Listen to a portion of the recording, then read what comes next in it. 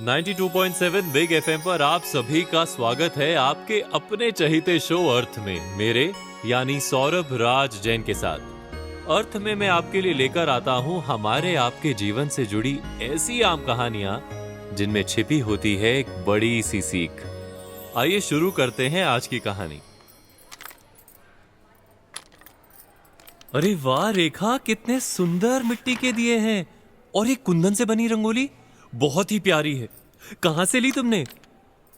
Mrs Kumar ने बड़ी उत्सुकता और दियों के डेकोरेशन से इंप्रेस होकर कहा। You know Shreya, I really like to help people. मेरी बाई है ना, उसने दिए। एक्चुअली उसकी मौसी बनाती है गांव शाव में।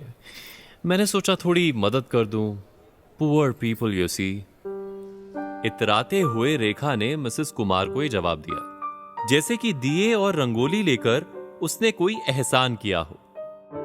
मिसेस कुमार को रेखा की यह बात बहुत बुरी लगी, मगर वो चुपचाप वहां से चली गई। लेकिन मन रात भर बेचैन रहा।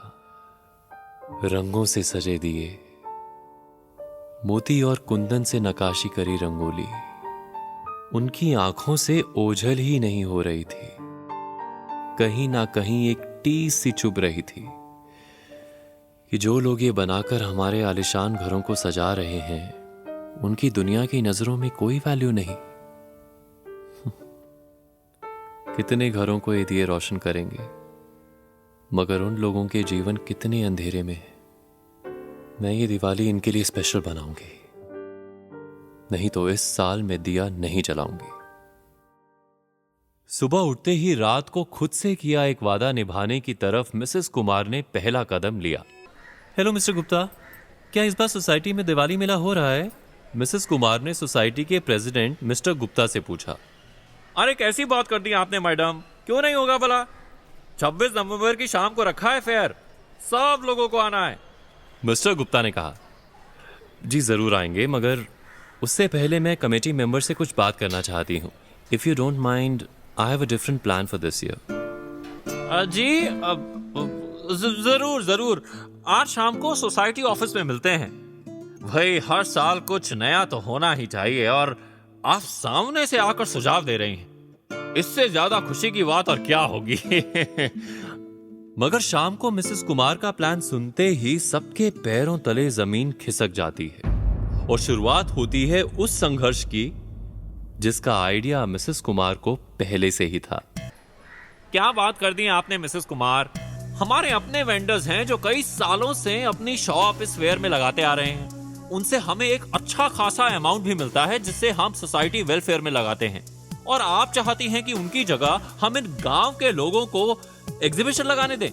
नुकसान तो छोड़िए मैडम, हमारी सोसाइटी की इमेज भी दांव पर लगाने की बात कर दी है आपने। No no no no, it's definitely not possible. Committee के प्रेसिडेंट मिस्टर गुप्ता ने मिसेस कुमार के प्रपोजल को नकारते हुए कहा।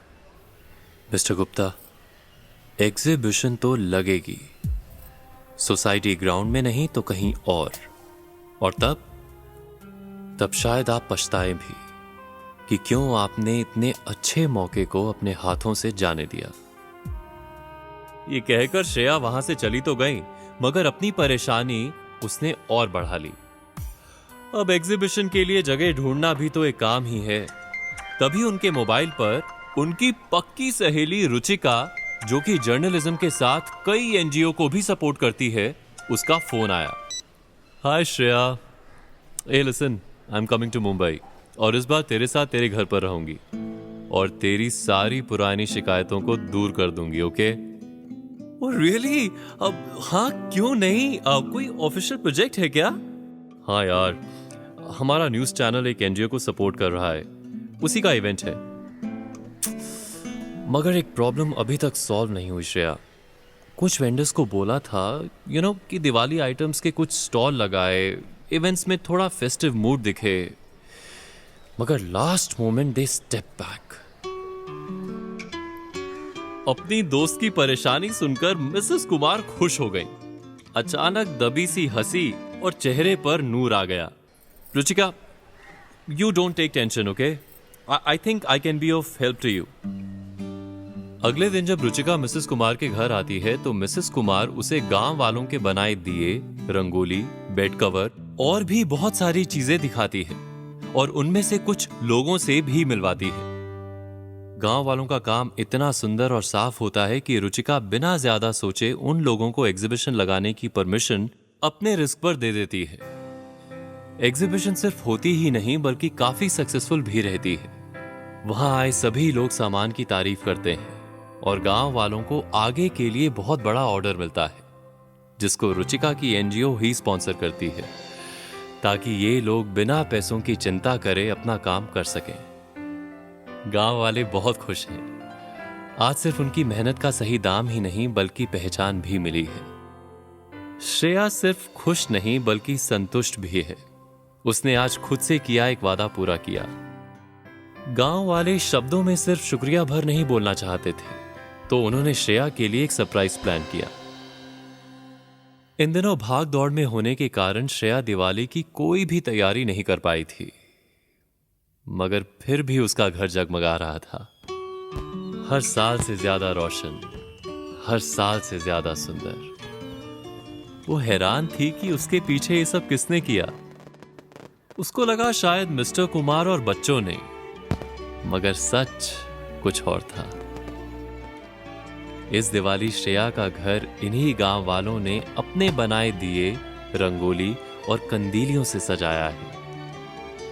श्रेया उनके जीवन को रोशनी दे रही थी और वो श्रेया की दिवाली को थोड़ा और जगमगा रहे थे। इन सब में मिस्टर गुप्ता आज दिवाली की रात बहुत दुखी थे। रुचिका का न्यूज चैनल एग्जीबिशन की पूरी कवरेज दिखा रहा था। सच्ची, अगर मिसेस कुमार की बात सुनी होती तो आज उनकी सोसाइटी टीवी पर होती। दोस्तों, अपना घर रोशन करना बहुत आसान होता है, मगर किसी और की जिंदगी में आशा की किरण भर देना समाज में आपके योगदान को दिखाता है। हर साल अपनों के साथ अपनी दिवाली मनाते हैं। क्यों ना इस साल हम भी किसी की मदद करें और किसी और की दिवाली को जगमगा दें। सोचिएगा जरूर। आज के लिए इतना ही। मैं सौरभ राज जैन जल्द ही आपके सामने आऊंगा जीवन को सही अर्थ देने वाली कुछ और प्रेरक कहानियां लेकर। जाते जाते आप सभी को धनतेरस और दीपावली की हार्दिक शुभकामनाएं।